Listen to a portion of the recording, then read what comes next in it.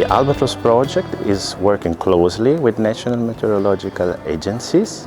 We have identified focal points that interact with the project, and we are exchanging ideas and information on the current status of climate services and weather predictions and climate predictions in the agencies, and how the project can generate an added value. The project is, for example, working to further develop existing tools in the directions where the project has identified areas for innovations. The project is, for example, combining artificial intelligence methods with traditional predictions and generating the scripts and the methodologies that could be used in the future operationally by the agencies. We are also getting a lot of information from the weather agencies, and the project has established an infrastructure to facilitate an exchange of practices between agencies in different countries, the CRD network we call it. And we are now observing the first elements of exchange between different agencies. This is an important input of information that we are receiving from the weather agencies.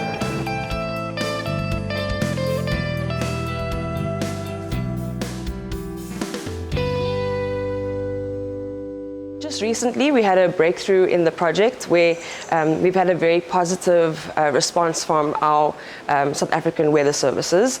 And because of the realities on the ground in South Africa, things don't always go according to plan.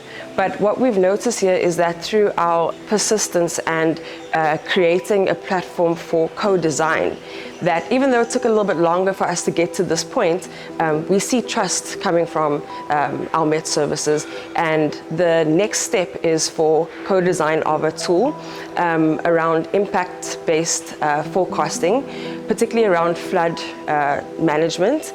And with that, we hope to co-design something that is useful and can be tested in early next year. Collaboration is still, I would say, new.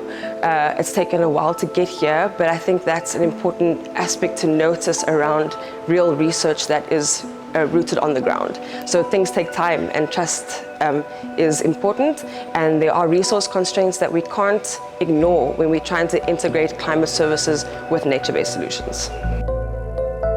The work we've done with the meteorological department is number one, discussions on how to improve the usability of forecasts, because these forecasts, when they are produced, they're not in a format that the community can readily understand.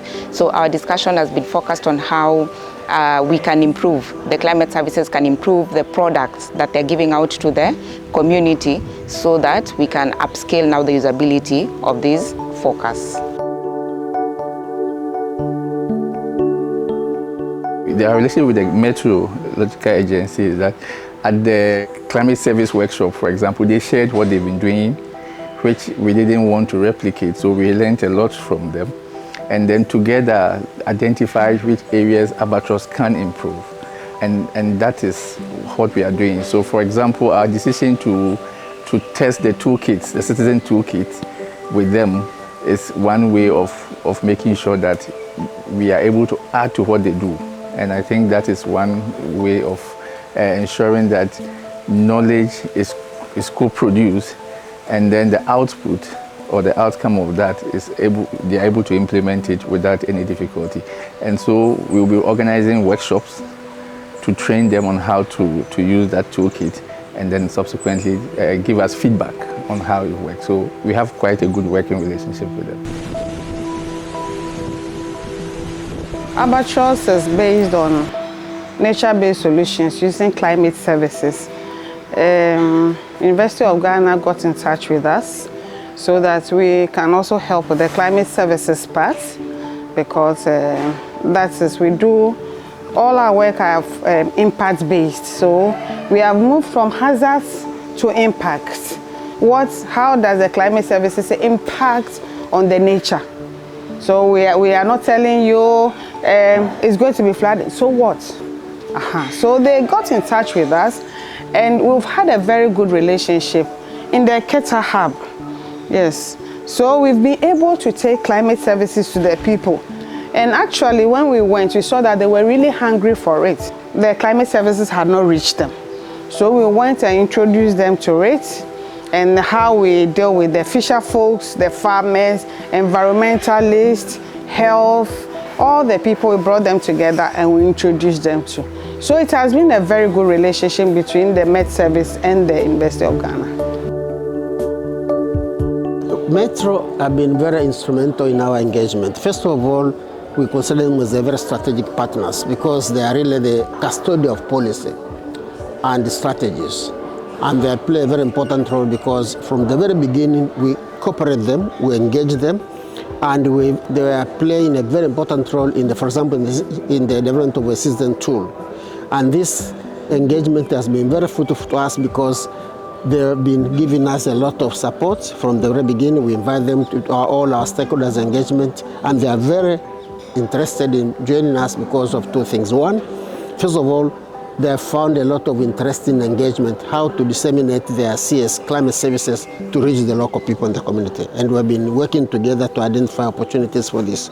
Two, we have also engaged them to be key players in the process of validating the season tool and even operationalizing the season tool. We had a workshop with them. And now we've actually prepared a draft memorandum of understanding, which we are going to use between the university, my university, Arid University, and the Tanzania Meteorological Authority. Once this memorandum of understanding is put in place, we are sure it will provide a very important base for continuous engagement in the coming years, especially in terms of making our product useful and output operational in the different areas where TMA is involved. The relationship with the meteorological agencies is, let's say, it's built.